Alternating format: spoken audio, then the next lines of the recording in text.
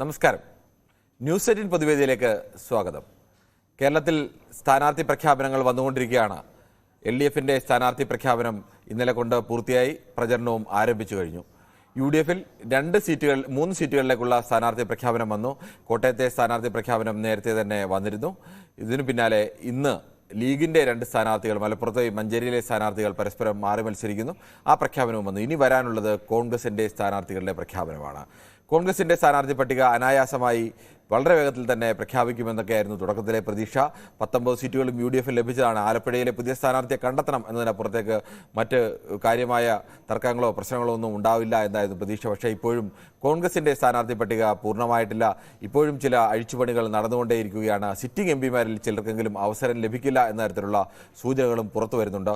കോൺഗ്രസ് കഴിഞ്ഞ തവണ ജയിച്ച എല്ലാ സിറ്റിംഗ് MPമാർക്കും ഇത്തവണയും സീറ്റ് നൽകുമോ എന്നുള്ള വിഷയമാണ് ന്യൂസ് 18 പൊതുവേദി ചർച്ച ചെയ്യുന്നത്. പ്രേക്ഷകർക്കും പ്രതികരിക്കാം.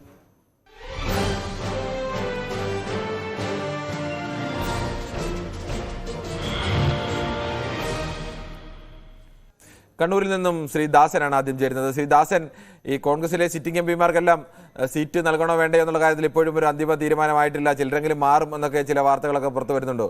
താങ്കൾക്ക് എന്ത് തോന്നുന്നു? ഇവര് മാറണ്ടല്ലേ? കൊടിക്കുന്ന് സുരേഷ്, ഈ MK രാഘവൻ, അവരൊക്കെ മാറി നിൽക്കുന്ന വേണം. മാറി എന്നിട്ട് മറ്റുള്ള ചെറുപ്പക്കാർക്ക് കൊടിക്കുന്ന് സുരേഷ് MK രാഘവൻ മാത്രമായ ഒരു പ്രത്യേകത അല്ല, അവരൊക്കെ കൂടുതൽ. കൊടിക്കുന്ന് സുരേഷ് അത്ര കൊല്ലായി. കൊടിക്കുന്ന് സുരേഷ് നേരത്തെ അദ്ദേഹം പറഞ്ഞല്ലോ, ഞാൻ മാറാൻ തയ്യാറാണ്, പുതിയ പുതുമുഖർക്ക് അവസരം കൊടുക്കാൻ പറഞ്ഞു. അപ്പോൾ ഹൈക്കമാൻഡ് തന്നെ പറഞ്ഞു എന്ന് പറയുന്നു, വീണ്ടും അദ്ദേഹം തന്നെ മത്സരിക്കണമെന്ന്. അല്ല, അങ്ങനെ പറഞ്ഞാല് അതാണ് കോൺഗ്രസിന്റെ ഈ നാശം എന്ന് പറയുന്നത്. 2, 3, 4 തവണ മത്സരിച്ച ആൾക്കാരെ മാറ്റി ചെറുപ്പക്കാർ, നല്ല ചുറുചുറുക്കുള്ള ചെറുപ്പക്കാർ, അത്ര ആൾക്കാരെ ഈ കോൺഗ്രസ് അവരൊക്കെ മുൻപന്തിയിലേക്ക് കൊണ്ടുവരാൻ വേണ്ടേ. അല്ലാണ്ട് ഈ കോൺഗ്രസ് ഈ പഴയ വൃദ്ധന്മാരുടെ കയ്യിൽ തന്നെ ഏൽപ്പിച്ചു കഴിഞ്ഞാൽ ഈ കോൺഗ്രസിന് ഇത് മൊത്തം മാറണം. ഇതിന്റെ പിടിയോ അളവ് വല്ലതും മാറ്റിയിട്ട് വേണോ? ഇത് തന്നെ ഇവർ കളിക്കുന്നത്. ഈ സുധാകരൻ ഞാൻ ഉദ്ദേശിച്ച പോലെ ഒന്നും പോരാ. സുധാകരൻ പറയുന്ന വാക്ക് തന്നെ പല സമയത്തും പല വൃത്തിയായിട്ട വർത്തമാനങ്ങൾ പറയാം. ഇവരെ കണ്ടില്ല എന്തൊക്കെയാ പറഞ്ഞേ. ഇത് കോൺഗ്രസിന് നാശം നടക്കുമെന്ന്. കോൺഗ്രസ് കാര്യം കഷ്ടക്കാരനാണ്. ഇവര് രക്ഷപ്പെട്ട് നടക്കുമെന്നില്ല ഈ കടന്നു പോയാൽ. ശരി, എന്തായാലും കോൺഗ്രസിന്റെ സ്ഥാനാർത്ഥി പട്ടികയിൽ മാറ്റം ഉണ്ടാവണം എന്ന് തന്നെയാണ് ദാസൻ കണ്ണൂരിന്റെ അഭിപ്രായം.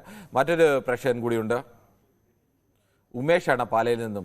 ശ്രീ ഉമേഷ്, താങ്കൾക്ക് എന്ത് തോന്നുന്നു? കേരളത്തിൽ ഇടതുമുന്നണി സ്ഥാനാർത്ഥികളെ പ്രഖ്യാപിച്ച് പ്രചരണവും തുടങ്ങിക്കഴിഞ്ഞു. ഈ കോൺഗ്രസിന്റെയും BJPയുടെയും ഒന്നും സ്ഥാനാർത്ഥികൾ ഇതുവരെയും ആയില്ല. കോൺഗ്രസിനെ സംബന്ധിച്ച് ഇപ്പോഴും അവർ പുനരാലോചനയിലും അഴിച്ചുപണിയിലും ഒക്കെയാണെന്ന് പറയുന്നു. എന്താണ് താങ്കൾക്ക് പറയാനുള്ളത്? സാറേ, ഇനിയും കിടക്കുന്ന 3-5 മാസം ഏറ്റവും കുറഞ്ഞുണ്ട്. ഇപ്പം ഇവരുടെ സ്ഥാനാർത്ഥി കൂടെ വെച്ച് താമസിച്ച് പ്രഖ്യാപിക്കുന്നതാണ്. 1 മാസം കഴിഞ്ഞ് മതിയെന്നുള്ള എന്റെ അഭിപ്രായം. കാരണം വെച്ചാൽ ഇപ്പൊ തന്നെ LDFിന്റെ പ്രഖ്യാപനം കഴിഞ്ഞപ്പോൾ തന്നെ മനുഷ്യന് വഴി ഇറങ്ങി നടക്കാൻ മേലാത്ത ഒരു അവസ്ഥയിൽ എത്തിയിരിക്കുക. പ്രചരണവും സമ്മേളനവും എന്തെല്ലാം കോലാവല. ആ കോട്ടയത്തൊക്കെ എത്ര മണിക്കൂറൊക്കെ ബ്ലോക്ക് ആകുന്നത്, ഏറ്റുമാനൂരിയൊക്കെ ബ്ലോക്ക് ആകുന്നതെന്ന് പറഞ്ഞാൽ 1 മണിക്കൂർ 1.5 മണിക്കൂർ. മെഡിക്കൽ കോളേജിന് അടുത്തുള്ള ആളൊക്കെ പ്രചരണമൊക്കെ തുടങ്ങി കഴിഞ്ഞോ? പ്രചരണം തുടങ്ങി കഴിഞ്ഞാൽ ആളെ കൂട്ടാൻ തന്നെ പാടിരിക്കുന്നു. ആളെ കൂട്ടാൻ പാടുണ്ടോ? ഈ കണ്ടല്ലേ ഇവരുടെ പ്രചരണത്തിന്റെ ഫലമായിട്ട് കൂട്ടം പെണ്ണുങ്ങളുടെ എത്ര പേരുടെ പണിയാ പോയിരിക്കുന്നത്.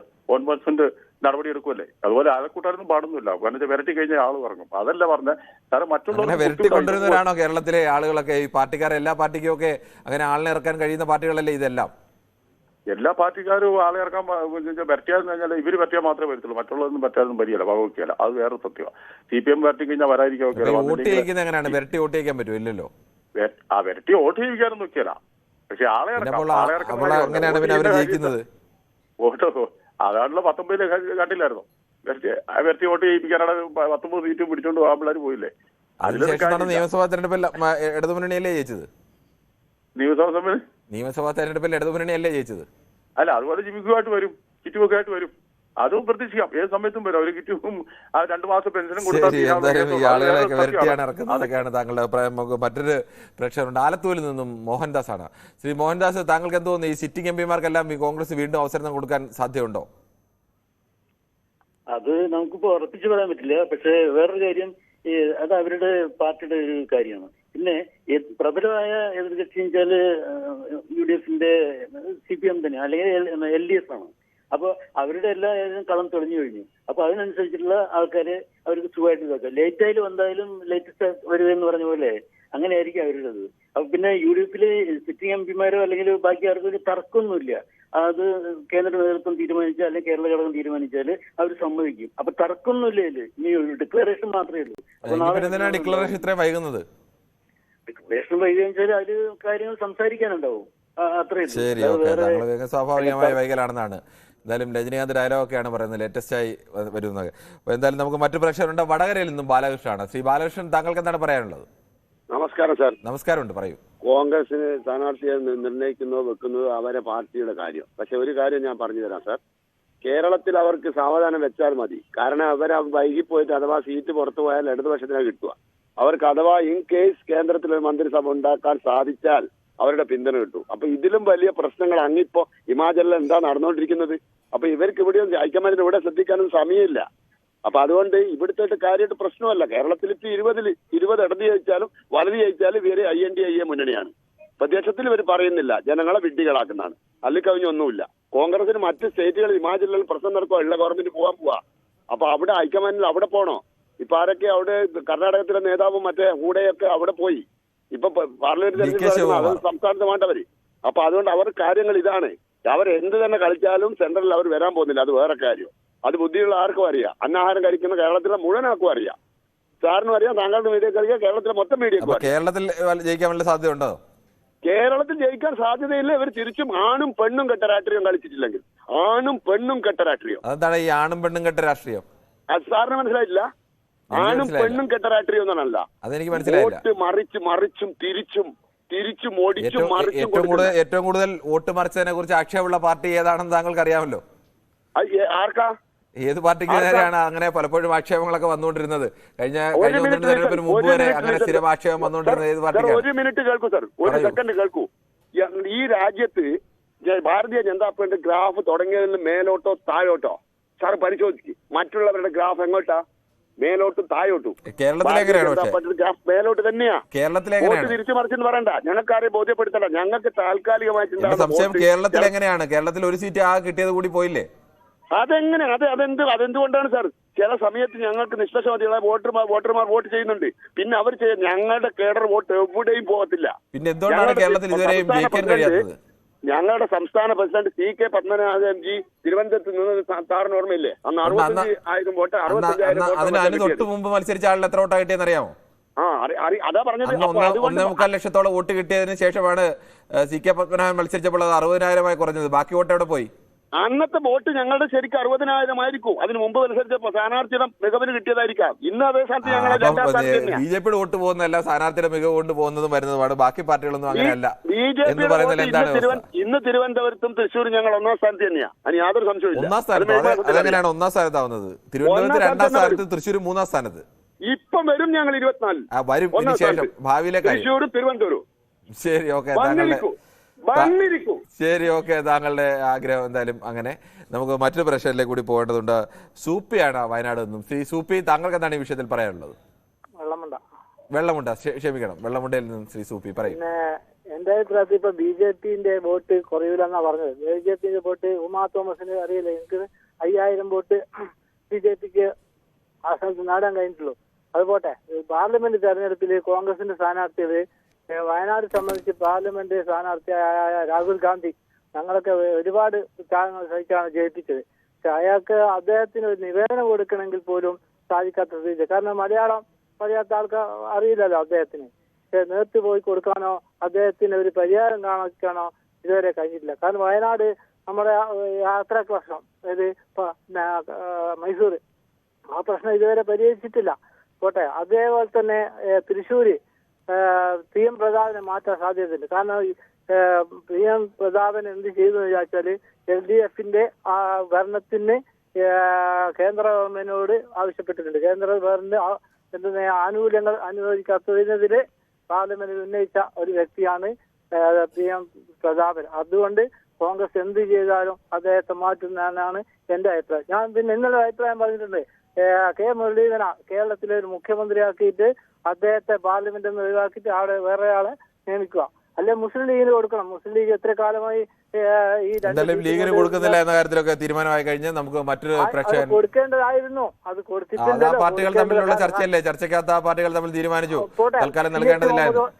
ഒരു മിനിറ്റ്, CH മുഹമ്മദ് ഒരു കാലത്ത് തൊപ്പി ഊരിക്കാന്ന് ചോദിച്ച പാർട്ടിയാണ് കോൺഗ്രസ്. എന്നിട്ട് മാർക്സിസ്റ്റ് പാർട്ടി എന്താ തൊപ്പി ഊരാനാണ് മന്ത്രിസ്ഥാനം കൊടുത്തത്. ഇപ്പൊ എന്തൊക്കെ ലീഗിന്റെ മുണ്ട് വരെ അയക്കാൻ പറഞ്ഞാൽ ഇപ്പോഴത്തെ ലീഗ് മുണ്ട് അയച്ചു കൊടുക്കും. അങ്ങനത്തെ കാലം. അങ്ങനെ താങ്കൾ പറയരുത്. താങ്കൾ ഇന്നലെയും ഇതേ അഭിപ്രായമൊക്കെ തന്നെ പറഞ്ഞിരുന്നു. അത് ശരിയാണോ? കേരളത്തിൽ UDF ഒരു നല്ല പ്രധാനപ്പെട്ട സ്ഥാനമുള്ള പാർട്ടിയല്ലേ? പലപ്പോഴും UDF കോൺഗ്രസ് ആക്ഷേപം കേൾക്കേണ്ടി വരുന്നത് ലീഗിന്റെ പിന്നിലാണ് കോൺഗ്രസ് നിൽക്കുന്നതെന്നടക്കമുള്ള ആക്ഷേപമാണ് കേൾക്കേണ്ടി വരുന്നത്. അങ്ങനെ ഒരു നമ്മുടെ ലീഗ് പറയുന്നത് കേട്ടാണ് UDF കോൺഗ്രസ് മുന്നോട്ട് പോകുന്നത് എന്നടക്കം ആക്ഷേപം കോൺഗ്രസ് കേൾക്കുകയാണ്. അപ്പോൾ ലീഗിന് അവിടെ സ്ഥാനമില്ല എന്നൊക്കെ താങ്കൾ പറയുന്നത് ശരിയാണോ? അത് എത്രത്തോളം രാഷ്ട്രീയമായി ശരിയാണ്? ശരിയ സ്ഥാനമില്ല, സത്യമാണ്. കാരണം ഇപ്പൊ എന്തായാലും ലീഗിന് അങ്ങനെ ഒരു പരാതി അവർ ഔദ്യോഗികമായി എവിടെയും പറഞ്ഞിട്ടില്ല. പൊതു മണ്ഡലത്തിൽ നിന്ന് നമ്മൾ പരിശോധിച്ചാലും ലീഗിനെ സംബന്ധിച്ച് കോൺഗ്രസിലും UDF മെച്ചപ്പെട്ട ഒരു സ്ഥാനമുള്ള, താരതമ്യേന രണ്ടാമത്തെ പാർട്ടിക്ക് ലഭിക്കുന്നതിനേക്കാൾ സ്ഥാനമുള്ള ഒരു പാർട്ടി കൂടിയാണ് ലീഗ്. അവർക്ക് സീറ്റ് കിട്ടണോ വേണ്ട എന്നൊക്കെയുള്ള ആ പാർട്ടിയുടെ കാര്യം നമുക്ക് മറ്റൊരു പ്രേക്ഷകരിലേക്ക് കൂടി പത്രസമ്മേളനത്തിൽ ലീഗ് ചോദിക്കും, കോൺഗ്രസ്സുകാരോട് ചോദിക്കും, പത്രസമ്മേളനം ഞാൻ പറഞ്ഞ കാര്യങ്ങൾ ചോദിക്കണം. ഇതെല്ലാം ചോദിച്ചു. ഇന്ന് താങ്കൾക്ക് യൂട്യൂബൊക്കെ നമ്മൾ ഇടയ്ക്ക് എടുത്ത് നോക്കിക്കഴിഞ്ഞാൽ അതിൽ ഈ വാർത്താ സമ്മേളനത്തിന്റെ പൂർണ്ണമായ വിവരങ്ങളുണ്ട്, താങ്കൾ കാണാം.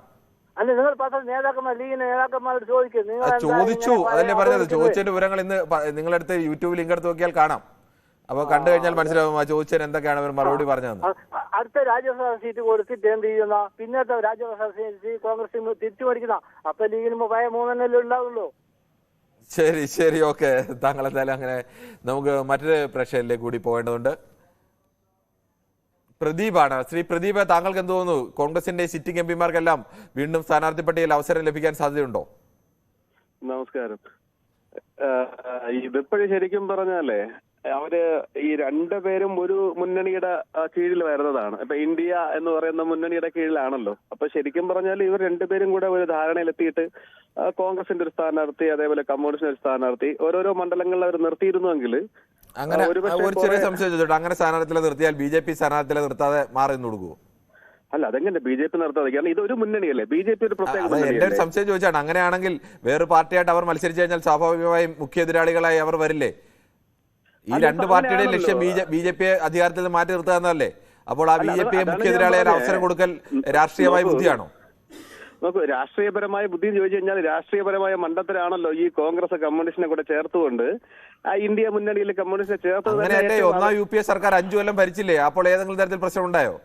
എന്റെ പൊന്നു മിസ്റ്റർ കിരൺ, നോക്കൂ, താങ്കളില്ലയോ, താങ്കൾ ദയവ് ചെയ്ത് ഞാൻ ഈ വിളിക്കുമ്പോൾ ഞാൻ മൊത്തത്തിൽ വേണമെങ്കിൽ താങ്കളൊന്ന് അന്വേഷിച്ച് നോക്കൂ. താങ്കളാണ് ഏറ്റവും കൂടുതൽ ആർഗ്യൂ ചെയ്യുന്നത്. എനിക്ക് മനസ്സിലായില്ല അവിടെ CPM ഒരു പ്രതിനിധി ആയിട്ടാണോ താങ്കൾ അവിടെ ഇരിക്കണേന്ന്. താങ്കൾ പറയുന്ന കാര്യം കേരളത്തിൽ എത്രയോ കാലമായി കഴിഞ്ഞ തവണയും താങ്കൾ പറഞ്ഞാണ്, ഇതേ അഭിപ്രായം പറഞ്ഞാണ്. അതുകൊണ്ടാണ് വീണ്ടും ആവർത്തിച്ച് പറയേണ്ടി വരുന്നത്. കേരളത്തിൽ ഇടതു മുന്നണിയും വലതു മുന്നണിയും രണ്ടായി മത്സരിക്കുകയും അവർ കേന്ദ്രത്തിൽ ഒരേ ഭരണത്തിന്റെ ഭാഗമാകുകയും ചെയ്തിട്ടുണ്ട്. ഇത് ഇന്ന് ആദ്യമായി ഉണ്ടായതല്ല. കഴിഞ്ഞ എത്രയോ വർഷമായി ഇതൊക്കെ ഉണ്ടായിട്ടുള്ള കേരളീയർക്ക് ഇത് പരിചയമുള്ളതാണ്. മലയാളിക്ക് ഇത് എത്രയോ തവണ പരിചയമുള്ളതാണ്. അതൊരു പുതിയ സംഭവം പോലെ താങ്കൾ പറയേണ്ടതുണ്ടോ? ഇല്ല, ഞാൻ ചോദിക്കുന്നത് കോൺഗ്രസും കമ്മ്യൂണിസ്റ്റും പരസ്പരം മത്സരിക്കാൻ പകരം അവർ ഒരാളെ രണ്ടും കൂടെ തീരുമാനിച്ച് ഒരാളെ നിർത്തി അത് രണ്ട് മുന്നണിയല്ലേ, പിന്നെ എങ്ങനെയാണ് ഒരാളെ നിർത്തുന്നത്? ഇതെന്താ പറയണത്? ഇത് പാർലമെന്റിലോട്ടുള്ള ഇലക്ഷൻ. ഇതിപ്പോ സെൻട്രലിന് വേണ്ടി മത്സരിക്കുമ്പോൾ കേരളത്തിലാണെങ്കിൽ ഓക്കെ, നിങ്ങൾ പറയുന്നത് സമ്മതിച്ചു. കേന്ദ്രത്തിന് വേണ്ടി മത്സരിക്കുമ്പോൾ അവർ രണ്ടുപേരും ജയിച്ചു പോയാലും ഒന്നിച്ചാണ് ഇരിക്കുന്നത്. ഇപ്പൊ ആര് ജയിച്ചു കഴിഞ്ഞാലും BJPക്ക് എതിരായിട്ടാണ് പ്രവർത്തിക്കാൻ പോണത്. അപ്പൊ പിന്നെ അവർക്ക് ഇരുന്നാ പോരെ? അങ്ങനെയാണോ? ഒന്നാം യു പി എ സർക്കാരിൽ കോൺഗ്രസിൽ നിന്ന് ജയിച്ചവർ കോൺഗ്രസുകാർ മന്ത്രിസഭയുടെ ഭാഗമായിരുന്നു. കമ്മ്യൂണിസ്റ്റുകാർ CPM ഉം CPI ഉള്ളവർ അന്ന് RSP അടക്കം ഉണ്ടായിരുന്നു. ഈ പാർട്ടികളൊക്കെ മറുപക്ഷത്ത് പുറത്തു നിന്ന് പിന്തുണ നൽകുകയാണ് ചെയ്തത്. അവർ ഭരണത്തിന്റെ ഭാഗമായിരുന്നില്ല. ഇതെല്ലാം വ്യത്യസ്ത പാർട്ടികളല്ലേ? ഇതെല്ലാം മലയാളിക്ക് കേട്ടാൽ മനസ്സിലാവില്ലേ? അതെനിക്ക് അറിഞ്ഞൂടാ, മലയാളിക്ക് മനസ്സിലാവാത്തത് കൊണ്ടാണ്. ഞാനൊരു മലയാളിയാണ്, അതുകൊണ്ടാണ് ഞാൻ ചോദിച്ചത്. താങ്കൾ ഒരു രാഷ്ട്രീയ ഉദ്ദേശം വെച്ചിട്ട് എതിരഭിപ്രായം പറയുമ്പോൾ പോലും കുറെ കൂടി ലോജിക്കലായി പറഞ്ഞാൽ നമുക്കത് അംഗീകരിക്കാം. അല്ലാതെ പറഞ്ഞാൽ നമ്മൾ അങ്ങനെയാണ് അംഗീകരിക്കുന്നത്. അല്ല, നോക്കൂ മിസ്റ്റർ കിരൺ, എനിക്ക് വന്നിട്ട് രാഷ്ട്രീയമുണ്ടോ ഇല്ലയോ എന്നുള്ളതല്ല. എനിക്ക് തക്കതായ രാഷ്ട്രീയമുണ്ട്. കാരണം ഞാൻ ഇന്ത്യൻ പൗരനാണ്. എനിക്ക് രാഷ്ട്രീയം വേണം എന്ന് വിശ്വസിക്കുന്ന ഒരു വ്യക്തിയാണ്. എനിക്ക് വ്യക്തമായ രാഷ്ട്രീയമുണ്ട്. വ്യക്തമായതുള്ളത് കൊണ്ട് തന്നെയാണ് ഞാൻ പറഞ്ഞത് രണ്ടുപേരും രാഷ്ട്രീയ പാർട്ടിയോടാണ് താങ്കൾക്ക് കൂറ്? അല്ല, അത് ഞാൻ ഇനി തുറന്നു പറയണമെങ്കിൽ ഞാൻ പറഞ്ഞുതരാം. പഞ്ചായത്തിൽ നിൽക്കുമ്പോൾ എന്റെ നാട്ടിൽ ആരാണ് പഞ്ചായത്തിൽ ഏറ്റവും കൂടുതൽ പ്രവർത്തിക്കുന്ന വ്യക്തി എന്ന് ഞാൻ നോക്കും. നല്ല വ്യക്തി, അവർക്ക് ഞാൻ വോട്ട് ചെയ്യും. ഇവിടെ MLA മത്സരത്തിലാണെങ്കിൽ ഞാൻ അവർക്ക് വേണ്ടി, ഞാൻ ഉള്ള സമയത്ത് അവർക്ക് വേണ്ടി ആരാണ് ആ നിലവിൽ നിൽക്കുന്ന രാഷ്ട്രീയ സാഹചര്യം തയ്യാറാവുന്നില്ല. തീർച്ചയായിട്ടും ഞാൻ എന്റെ രാഷ്ട്രീയം അറിയാനാണോ താങ്കൾ ഉദ്ദേശിക്കുന്നത്? അല്ല, താങ്കൾ രാഷ്ട്രീയം പറഞ്ഞുകൊണ്ട് പറഞ്ഞാണ്, ഞാൻ പാർട്ടി ഉണ്ട് എന്ന് പറഞ്ഞുകൊണ്ട് പറഞ്ഞാണ്. സാധാരണ ഒരു പാർട്ടിക്കാരാണ് ഇങ്ങനെ പാർട്ടി വയ്ക്കുമ്പോൾ പറയാൻ മടിക്കുന്നത്. മറ്റു പാർട്ടിക്കാരൊക്കെ ആ പാർട്ടിയുടെ പേര് പറയാൻ അവർക്ക് മടി ഉണ്ടാവാറില്ല. ആളുകൾക്ക് പാർട്ടി ഉണ്ടാകുന്നത് തെറ്റൊന്നുമല്ല. അത് പുറത്ത് പറയാൻ ഇത്ര മടി നാണക്കേട് വിചാരിക്കേണ്ട കാര്യമില്ല. ശരി, ഓക്കെ. നമുക്ക് മറ്റൊരു പ്രേക്ഷകരിലേക്ക് പോവാം.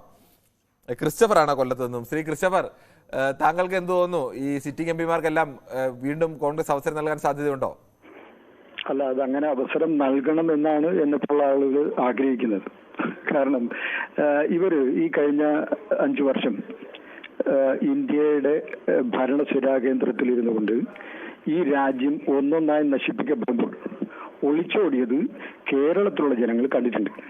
അപ്പൊ ഇവരെ വിലയിരുത്തുവാനും ശരിയായി വിലയിരുത്തുവാനും ഇത്തരം ആളുകൾ വീണ്ടും പോകേണ്ടതുണ്ടോ ഇല്ലയോ എന്ന് നേരത്തെ വോട്ട് ചെയ്തവർക്ക് കൂടി തീരുമാനിക്കാൻ ഉതകുന്ന തരത്തിൽ വളരെ എളുപ്പ തീരുമാനം എടുക്കാൻ കഴിയുക ഇത്തരം ആളുകളെ തന്നെ വീണ്ടും കൊണ്ടുപോകേണ്ടതുണ്ട് എന്നുള്ളത്, ഇലക്ഷൻ നിർത്തേണ്ടതുണ്ട്. അത് വളരെ കേരളത്തെ ഇപ്പോഴത്തെ പൊതു സാഹചര്യം വെച്ചുകൊണ്ട് കേരളത്തിലെ ജനങ്ങൾ കൃത്യമായി നിലപാടുള്ളവരാണ്. ഈ രാജ്യം നശിക്കരുതെന്നും ഈ രാജ്യത്തിൽ ഫെഡറൽ സംവിധാനം നിലനിന്ന് പോകണമെന്നും ഈ രാജ്യത്തെ മതേതരത്വം സംരക്ഷിക്കപ്പെടേണ്ടതുണ്ട് എന്നുള്ള വ്യക്തമായ ബോധ്യത്തോടു കൂടി പ്രവർത്തിക്കുന്ന ഒരു കൂട്ടം ആളുകളാണ് കേരളത്തിലെ മലയാളികൾ. ഇപ്പൊ നേരത്തെ സംസാരിച്ച ആളുകളെ പോലെ നേരത്തെ എനിക്ക് ചിരി വന്നത്, ഒരു രാഷ്ട്രീയം ഉണ്ട് എനിക്ക്, പക്ഷെ അതെന്താണെന്ന് പറയാൻ ധൈര്യമില്ലാത്ത ഇത്തരം ആളുകളെ പോലെയല്ല കേരളത്തിലെ ബഹുഭൂരിപക്ഷം ആളുകളും. അതുകൊണ്ടാണ് ഇത്തരം ആളുകളെ ഒരു സീറ്റ് കാശ് കൊടുത്ത് വാങ്ങിയിട്ട് പോലും, ചാക്കിട്ട് പിടിച്ച് വാങ്ങിയിട്ട് പോലും അത് ഇല്ലാതാക്കി കളയുമെന്ന് പറഞ്ഞുകൊണ്ട് തിരഞ്ഞെടുപ്പിനെ നേരിട്ടുകൊണ്ട് അവരുടെ സീറ്റ് പൂജ്യപ്പിയാക്കിക്കൊണ്ട് മുന്നോട്ട് പോയി കേരളത്തിലെ പൊതുസമൂഹത്തിന് വളരെ കൃത്യമായ ധാരണ. ശരി, ഓക്കെ, താങ്കളുടെ അഭിപ്രായം ഏറെ വ്യക്തമാണ്. നമുക്ക് മറ്റു പ്രശ്നങ്ങളിലേക്ക് കൂടി പോകേണ്ടതുണ്ട്. ശശിധരനാണ് വയലാറിൽ നിന്നും. ശ്രീ ശശിധരൻ, താങ്കൾക്ക് എന്ത് തോന്നുന്നു? ഈ സിറ്റിംഗ് എംപിമാർക്കെല്ലാം കോൺഗ്രസ് വീണ്ടും അവസരം നൽകുമോ? നമസ്കാരം. നമ്മൾ ഈ ആഴ്ച മുഴുവൻ ചർച്ച ചെയ്യുന്നത് ഈ 2 മുന്നണിയിലെയും പ്രശ്നങ്ങളാണല്ലോ. ഈ 2 മുന്നണിയിൽ കഴിഞ്ഞ ചൊവ്വാഴ്ച നമ്മൾ വിഷയം ചർച്ച ചെയ്തല്ലോ, ലീഗിന്റെ. ഞാനും പങ്കെടുത്തതാണ് ലീഗിന്റെ വിഷയം. അന്ന് ഞാൻ മറുപടി പറഞ്ഞത് ഓർമ്മയുണ്ട്, സാറിന് ഓർമ്മയുണ്ട് എന്നാ പറഞ്ഞു? ഞാൻ പറഞ്ഞു ലീഗിന്റെ പ്രശ്നം ആരും വയറുവേദന എടുക്കണ്ട, അടുത്ത ദിവസം പരിഹരിക്കുമെന്ന് പറഞ്ഞു. പരിഹരിച്ച എങ്ങനെയാ ഒരു രാജ്യസഭാ സീറ്റിന്റെ ലോക്സഭാ കൂടെ പരിഹരിക്കുന്നത്? നിങ്ങൾ തന്നെ കളിയാക്കി. കറക്റ്റായില്ലേ എന്ന് പറഞ്ഞതുപോലെ ED സതീശനോ സുധാകരനോ പോലും മറുപടി പറയാൻ പറ്റാത്തൊരു ചോദ്യമാണ് ജനങ്ങളുടെ മുമ്പിലേക്ക് ഇന്ന് നിങ്ങൾ ഇട്ടുകൊടുത്തിരിക്കുന്നത്. ശരിയല്ല ഞാൻ പറയുന്നത്? അത് താങ്കൾ പറഞ്ഞത് പൂർണ്ണമായും ശരിയാണ്. പക്ഷെ ജനങ്ങൾക്ക് അതിലൊക്കെ ഒരു അഭിപ്രായം കാണുമല്ലോ. ഞങ്ങൾക്ക് വീണ്ടും സിറ്റിംഗ് എംപിമാർ വേണം വേണ്ട എന്നുള്ള ആ അഭിപ്രായത്തിന് വേണ്ടിയാണല്ലോ നമ്മൾ ഇത് തുറന്നിടുന്നത്. നമ്മളല്ല തീരുമാനമെടുക്കുന്നത് കോൺഗ്രസ് പാർട്ടിയാണ്. കോൺഗ്രസ് പാർട്ടി ഈ താങ്കൾ പറഞ്ഞ പോലെ ചിലപ്പോൾ VD സതീശൻ വിചാരിച്ചാലോ അല്ലെങ്കിൽ കെ സുധാകരൻ വിചാരിച്ചാലോ മാത്രം അന്തിമ തീരുമാനം എടുക്കാൻ കഴിയില്ല. ഹൈക്കമാൻഡ് തീരുമാനമൊക്കെ നിർണായകമാണ്. അതിന് ഇപ്പോഴും ആ തരത്തിലേക്കുള്ള ശക്തിയും. ഞാൻ ഒരു പോയിന്റ് കൂടെ പറയാം. സമയം തന്നെ ചിലർക്ക് 5-8 മിനിറ്റ് കൊടുക്കണം. ഞാൻ പറഞ്ഞ കാര്യങ്ങൾ കേട്ടോ. നിങ്ങൾ ഇപ്പൊ ചർച്ച ചെയ്യേണ്ട ഒരു വിഷയം ഞാൻ പറഞ്ഞു തരാം. അല്ലെങ്കിൽ നിങ്ങൾ അത് അഭിപ്രായ സർവ്വയ്ക്ക് ഇട്ടു 100% ഞാൻ പറഞ്ഞ അഭിപ്രായത്തോട് യോജിക്കും. ഇപ്പൊ ചർച്ച ചെയ്യേണ്ടത് കേരളത്തില് ഇപ്പൊ ജനം അനുഭവിക്കുന്ന എന്നെ പോലുള്ള ജനങ്ങൾ, എനിക്ക് 71 വയസ്സായ ആളാണ്, എന്റെ ഭാര്യയ്ക്ക് 70 വയസ്സുണ്ട്, ഞങ്ങളെ രോഗികളാണ്. ഞങ്ങളെ പോലുള്ള അനുഭവിക്കുന്ന പ്രശ്നങ്ങൾ ഈ സർക്കാരിനെ എങ്ങനെ ബാധിക്കുമെന്ന് ഒരു സർവേ നടത്താൻ, ഒരു ചർച്ച നടത്താൻ നിങ്ങൾ തയ്യാറുണ്ടോ? അത്തരം വിഷയങ്ങളൊക്കെ നമ്മൾ എത്രയോ തവണ, ഈ ക്ഷേമ പെൻഷൻ കിട്ടാത്ത വിഷയങ്ങളൊക്കെ നമ്മൾ എത്രയോ തവണ ചർച്ച ചെയ്തതാണ്. അതല്ല, അത് ഈ സർക്കാരിനെ ബാധിക്കുമെന്ന് അത് ഈ വോട്ടിങ്ങിൽ കൂടെ നമുക്ക് പരിശോധിക്കാം. ഒരു ദിവസം അത് ചെയ്യണം. ഈ വിഷയങ്ങൾ, ഈ ക്ഷേമ പെൻഷന്റെ വിഷയമൊക്കെ നമ്മൾ പലതവണ എടുത്തിട്ടുള്ളതാണ്. ഞാൻ നമ്മളെടുത്ത വിഷയം TP ചന്ദ്രശേഖരൻ വധക്കേസിന്റെ ഇലക്ഷനെ ബാധിക്കുമോ എന്നുള്ള വിഷയമായിരുന്നു. അങ്ങനെ ലീഗിന്റെ നമ്മൾ 3 ദിവസം ചർച്ച ചെയ്തില്ലേ? ലീഗിന്റെ 3 ദിവസമല്ല നമ്മൾ ചർച്ച ചെയ്ത് 2 ദിവസമാണ്. 2 ദിവസം. കോൺഗ്രസിന്റെ നിങ്ങൾ ഇനി നാളെയും ചെയ്യും. കാരണം നാളെയും വന്നില്ല. നാളെയും കോൺഗ്രസിന് തർക്കമുണ്ടായാൽ ചെയ്യേണ്ടി വരില്ലേ? ഇന്നലെ കഴിഞ്ഞ ദിവസം ചർച്ച ചെയ്ത വിഷയം TP ചന്ദ്രശേഖരന്റെ വധം ഉണ്ടായപ്പോൾ ആ വധക്കേസിന്റെ വിധി ഈ തെരഞ്ഞെടുപ്പിനെ ബാധിക്കുമെന്നുള്ള വിഷയമാണ് ചർച്ച ചെയ്തത്. TP ചന്ദ്രശേഖരൻ വിഷയം ഞാൻ അംഗീകരിച്ചു. പക്ഷെ ഈ സ്ഥാനാർത്ഥികളുടെ വിഷയം ചർച്ച കൊണ്ട് ജനത്തിന് വല്ല പ്രയോജനം ഉണ്ടോ എന്ന് ഞാൻ ചോദിച്ചോളൂ. ജനത്തിന് സ്വാഭാവികമായും അഭിപ്രായം പറയാനൊക്കെ താല്പര്യമില്ല. ഇന്ന ആൾ വരണം, ഇന്ന ആൾ വരണ്ട, ഇന്ന രീതിയിലേക്കൊക്കെ സ്ഥാനാർത്ഥികൾ വരണം. കേരളത്തിൽ ഇപ്പോൾ താങ്കൾ ശ്രീ ശശിധരൻ താങ്കൾ ഒരു ചെറിയ വിവരം ഒന്ന് പറഞ്ഞോട്ടെ. താങ്കളുടെ വീടിനടുത്ത് പുറത്തൊക്കെ ഇറങ്ങി സംസാരിക്കുകയും ആളുകൾ സുഹൃത്തുക്കളോട് സംസാരിക്കുമ്പോഴോ ഇപ്പോൾ ഏറ്റവും കൂടുതൽ നാട്ടുകാർ എന്താണ് സംസാരിക്കുന്നത്? ഇപ്പോൾ സംസാരിക്കുന്ന വിഷയം ഓരോ മുന്നണിയുടെ സ്ഥാനാർത്ഥി ആരോ. അത് ഈ തെരഞ്ഞെടുപ്പ് കാലമാണ്. തെരഞ്ഞെടുപ്പ് കാലത്ത് മനുഷ്യർ ഏറ്റവും കൂടുതൽ ചർച്ച ചെയ്യുന്ന ഒരു വിഷയം ഓരോ മുന്നണിക്കും ആര് സ്ഥാനാർത്ഥിയോ അവരുടെ ജയസാധ്യതയൊക്കെയാണ്. രാഷ്ട്രീയമായിട്ട് തീവ്രമായിട്ടുള്ള ചിന്താഗതിയുള്ളവർ മാത്രമാണ് ആ വിഷയം മാത്രം ചർച്ച ചെയ്യുന്നത്. ശരി, ഓക്കെ. എന്തായാലും പൊതുവായ ജനങ്ങൾ അങ്ങനെ ചർച്ച ചെയ്യുന്നൊക്കെയുള്ള ധാരണയിൽ കൂടിയാണ് ഞങ്ങളും ഈ സമയത്ത് ഈ വിഷയം എടുക്കുന്നത്. ഈ വാർത്തകളൊക്കെ അറിയാൻ എന്തായാലും ജനത്തിനും കൂടുതൽ താല്പര്യമുണ്ട്. ഈ തീരുമാനിക്കുന്നത് അങ്ങനെയാണെങ്കിൽ CPM-ന്റെ കാര്യങ്ങൾ തീരുമാനിക്കുന്നത് CPM-ന്റെ സംസ്ഥാന കമ്മിറ്റിയോ കേന്ദ്ര കമ്മിറ്റിയോ ഒക്കെയാണ്. കോൺഗ്രസിൻ്റെതും അങ്ങനെയൊക്കെയാണ്. പക്ഷേ ആ കാര്യത്തിലൊക്കെ നമ്മൾ ഏറ്റവും സാധാരണക്കാരായ മനുഷ്യരടക്കം അഭിപ്രായം പറയാറുണ്ട്. അങ്ങനെ ആ അഭിപ്രായങ്ങളൊക്കെ കൂടി പരിഗണിച്ചാണ് ഈ പലപ്പോഴും പാർട്ടികൾ അത്തരം തീരുമാനങ്ങളിലേക്കൊക്കെ എത്തുന്നതും അവരെ സ്വാധീനിക്കുന്നതൊക്കെ. മറ്റൊരു പ്രേക്ഷകൻ കൂടിയുണ്ട്, രാജനാണ് കൊല്ലത്തൊന്നും. ശ്രീ രാജൻ, താങ്കൾക്ക് എന്ത് തോന്നുന്നു? ഈ സിറ്റിംഗ് എംപിമാർക്കെല്ലാം വീണ്ടും അവസരം കോൺഗ്രസ് നൽകുമോ? ഈ MP എന്റെ അഭിപ്രായ പ്രകാരം ഈ സിറ്റിംഗ് എംപിമാർക്ക് എല്ലാ അവസരം കൊടുക്കണം. എല്ലാം സുധാകരൻ ഉൾപ്പെടെ എല്ലാവർക്കും കൊടുക്കണം. കാരണം വെച്ചാൽ പല ആൾക്കാരും ഞാൻ നോക്കിയിട്ട് പാർലമെന്റില് മുണ്ടൊരുങ്ങി പോയിട്ട് അത് കൊടുക്കാൻ പോലും എണീറ്റ് നിൽക്കുന്നത് ഞാൻ ഇതുവരെ കണ്ടിട്ടില്ല. ബെന്നി ബെഹാന്, ഈ അടൂർ പ്രകാശ്, പിന്നെ കൊടുക്കുന്നൽ സുരേഷ്, ഇവരൊക്കെ എവിടെ പോയി, എന്തിനു വേണ്ടിയാണ് ഇവർ അവിടെ പോയത് എനിക്ക് മനസ്സിലാകുന്നില്ല. അതുകൊണ്ട് ഇവർക്ക് എല്ലാവർക്കും ടിക്കറ്റ് കൊടുക്കണം, ഇവരെ അയക്കണം. പിന്നെ രണ്ടാമത്തെ കാര്യം വെച്ചാൽ ഒരാൾ പറഞ്ഞു ഇടതുപക്ഷത്തെ കാൻഡിഡേറ്റ്സിനെ എടുത്തപ്പം മുതൽ റോഡ് മുഴുവൻ ജാമാണെന്ന്. ഇന്നലെ പ്രധാനമന്ത്രി തിരുവനന്തപുരത്ത് വന്നിട്ടുണ്ടായിരുന്നു, തീരെ ജാമില്ലായിരുന്നു. പുള്ളി തന്നെ ഒരു ഓലക്കുടയും പിടിച്ച് ഒരു പൊതി ചോറും പിടിച്ചാ അവിടെ വന്നത്. ഒരു തെള്ളും ബേളവും ഇല്ല. ഒരു രാഷ്ട്രീയ പാർട്ടികളൊക്കെ പ്രചരണം നടത്തുകയും പ്രധാനപ്പെട്ട നേതാക്കൾ വരികയും ഒക്കെ ചെയ്യുമ്പോഴും ഒക്കെ അത്തരം റോഡ് ജാമൊക്കെ ഉണ്ടാകും, സ്വാഭാവികമാണ്. അത് പരമാവധി ജനങ്ങളെ ബുദ്ധിമുട്ടിക്കാതെ ചെയ്യാൻ എല്ലാ രാഷ്ട്രീയ പാർട്ടികളും തയ്യാറാവുക എന്നതിനപ്പുറത്തേക്ക് പറ്റും. കിരൺ സാറെ ഒരു കാര്യം കൂടെ പറഞ്ഞോട്ടെ. പിന്നെ ഈ അഭിപ്രായം പറയുന്ന ആൾക്കാര് അവരുടെ കൂടെ ചരിത്രം കൂടെ നോക്കിയിട്ട് വേണം പറയാൻ. കാരണം കെ മുരളീധരൻ ഇന്നലെ പറഞ്ഞു CP വടക്കേസ് അതിഭയങ്കരമായി വന്നു. റീജിയണൽ എഞ്ചിനീയറിംഗ് ബോർഡിലെ രാജനെ തല്ലിക്കൊന്ന് കൊക്കയിൽ വലിച്ചെറിഞ്ഞ ആളുടെ മോനാണ് ഈ വേദവാക്യം പറയുന്നത്. ശരി, ഓക്കെ. എന്നാലും അത് പഴയ കാര്യം, നമുക്കിപ്പോ തൽക്കാലത്തേക്ക് അത്രയും പഴയ ചരിത്രത്തിലേക്കൊന്നും പോകാൻ നിർവാഹമില്ല. നമുക്ക് മറ്റു പ്രശ്നങ്ങളുണ്ട്. അബ്ദുൾ റഹ്മാനാണ് ദുബൈയിൽ നിന്നും. ശ്രീ അബ്ദുൾ റഹ്മാൻ, താങ്കൾക്ക് എന്ത് തോന്നുന്നു? ഈ സിറ്റിംഗ് എംപിമാർക്കെല്ലാം കോൺഗ്രസ് വീണ്ടും അവസരം നൽകാൻ സാധ്യതയുണ്ടോ? അതിൽ ചില സീറ്റുകളിലെങ്കിലും മാറ്റം വരാൻ സാധ്യതയുണ്ടോ? മാറ്റം വരാൻ പാടില്ലല്ലോ. കാരണം ഈ സിറ്റിംഗ് എംപിമാരൊക്കെ യുവാക്കളാണ്. ആ യുവാക്കളെ മാറ്റിയിട്ട് ഇനി വയസ്സന്മാരെയാണോ കൊണ്ടുവരേണ്ടത്? അതവിടെ ഇരിക്കട്ടെ. സാറ് ഈ UDF മറ്റേ മുസ്ലിം ലീഗിന്റെ നാവായിട്ട് കുറച്ചു നേരം സംസാരിച്ചത് കൊണ്ടാണ് ഒരു സംഘപരിവാറിന്റെ ഒരു സുഹൃത്ത് വന്നിട്ട് മാധ്യമങ്ങൾ CPM-ന്റെ കൂടെയാണെന്ന് പറയുന്നത്. കാരണം മാധ്യമങ്ങൾ CPM-ന്റെ കൂടെ അല്ല. മുസ്ലിം ലീഗിന്റെ നാവായി സംസാരിച്ചത് പറഞ്ഞ എന്താണ്? കാരണം എന്ന് പറഞ്ഞാൽ മുസ്ലിം ലീഗിനോട് മാത്രം ഇതായിട്ടുള്ളത്. കാരണം മുസ്ലിം ലീഗ് ആണ് ശരിയെന്നുള്ള രീതിയിലാണല്ലോ. അങ്ങനെയല്ല ഞാൻ പറഞ്ഞത്. അദ്ദേഹം ഇന്നലെയും കഴിഞ്ഞ ദിവസവും ഇതേ ചർച്ചയിൽ പങ്കെടുത്തു. മുസ്ലിം ലീഗിനെ ഇവർ കോൺഗ്രസിൽ തീരെ അവർക്ക് ഒരു തരത്തിലും അംഗീകരിക്കുന്നില്ല, അവരെ അവിടെ അവശ്യ നിലയിൽ നിൽക്കുകയാണെങ്കിൽ മുസ്ലിം ലീഗിനെ അവർ അവഗണിക്കുകയാണ്. അപ്പോൾ ഞാൻ പറഞ്ഞത് LDF UDF ഒക്കെ ഉള്ളതിൽ സാധാരണഗതിയിൽ UDF-നെ സംബന്ധിച്ച വലിയ പരാതി എന്ന് പറയുന്നത് UDF-ൽ ലീഗാണ് കോൺഗ്രസിന്റെ കാര്യങ്ങളടക്കം തീരുമാനിക്കുന്നത് എന്നടക്കം ആക്ഷേപം വരുന്നതാണ്. ആ തരത്തിലേക്കാണ് പൊതുസമൂഹം അടക്കം പലപ്പോഴും ലീഗിന് വലിയ പ്രാമുഖ്യം ലഭിക്കുന്നതാണ്. ഇല്ല സാറിന് താങ്കൾക്ക് അത് മനസ്സിലാവാഞ്ഞത്. കാരണം എന്ന് പറഞ്ഞാൽ കേരളത്തിലുള്ള വർഗീയത വളർന്നത് എപ്പോഴാണ്? ഈ 5ാം മന്ത്രി മുതലാണ് അത് വളർന്നത്. ഇപ്പൊ കോൺഗ്രസ് ഇപ്പൊ എടുത്ത തീരുമാനത്തിൽ എനിക്ക് വളരെ സന്തോഷമുണ്ട്. കാരണം ഒരു വകയുള്ള കാരണം എന്ന് പറഞ്ഞാൽ 3ാമത്തെ എംപിയും കൂടി കൊടുത്തു കഴിഞ്ഞാൽ വീണ്ടും 5ാം മന്ത്രിയിൽ വന്നതിനേക്കാൾ കൂടുതൽ വർഗീയതയുമായിട്ട് BJP വരുമായിരുന്നു, അവർ മുതലെടുക്കുമായിരുന്നു. അപ്പൊ കോൺഗ്രസിന്റെ ഈ തീരുമാനം നല്ലത് തന്നെയാണ്. അത് തന്നെയാണ് പറഞ്ഞത്. ഞാൻ അതിനകത്ത് എതിരായ അഭിപ്രായം ഒന്നും പറഞ്ഞില്ല. പക്ഷെ എങ്കിലും പലപ്പോഴായിട്ട് താങ്കൾ പറയുന്നത് അത് ഈ ഒരേ വ്യക്തിയോട് തന്നെയാണ് പറയുന്നത്. ഒരേ വ്യക്തി 2 ദിവസവും ലീഗിനെ ആക്ഷേപിക്കുന്ന രീതിയിലേക്ക് പറഞ്ഞപ്പോൾ ഒരു രാഷ്ട്രീയ പാർട്ടിക്കെതിരെ പറയാം. പക്ഷെ ഒരു വസ്തുതയില്ലാത്ത കാര്യം പറഞ്ഞ് ആക്ഷേപിക്കുമ്പോൾ എനിക്ക് അങ്ങനെ പ്രത്യേകിച്ച് ഏതെങ്കിലും ഒരു രാഷ്ട്രീയ പാർട്ടിയോട് പറഞ്ഞോളൂ.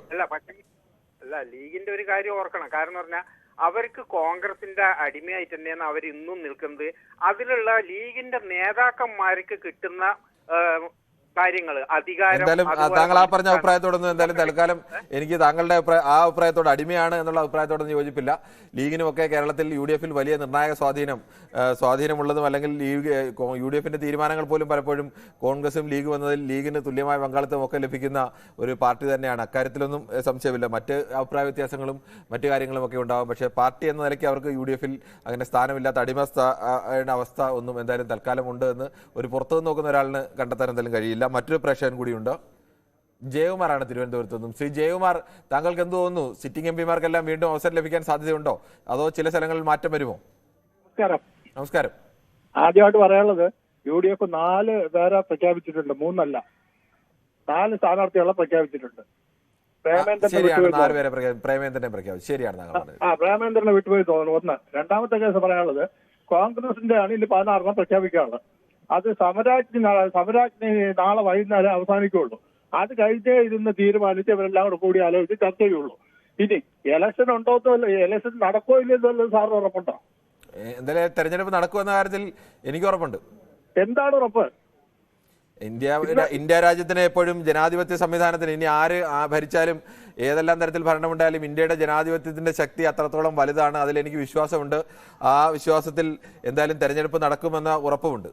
അത് ഇന്നലെ വരെയല്ലേ? ഇന്നലെ വരെയല്ല, അത് ഇപ്പോഴും ഉണ്ട്. ഇനി ഞാൻ പറഞ്ഞല്ലോ, ആര് ഭരിച്ചാലും ആർക്ക് എത്രത്തോളം ഭൂരിപക്ഷം കിട്ടിയാലും ഇന്ത്യൻ ജനത എന്ന് പറയുന്നത് അത്തരം ഘട്ടങ്ങളിലൊക്കെ തീവ്രമായി തിരിച്ചടിക്കാനും ഒക്കെ കഴിയുന്ന, അല്ലെങ്കിൽ തീവ്രമായ ജനാധിപത്യത്തെ മുറുകെ പിടിക്കുന്ന ജനങ്ങളാണ് ഇന്ത്യയിലുള്ളത്.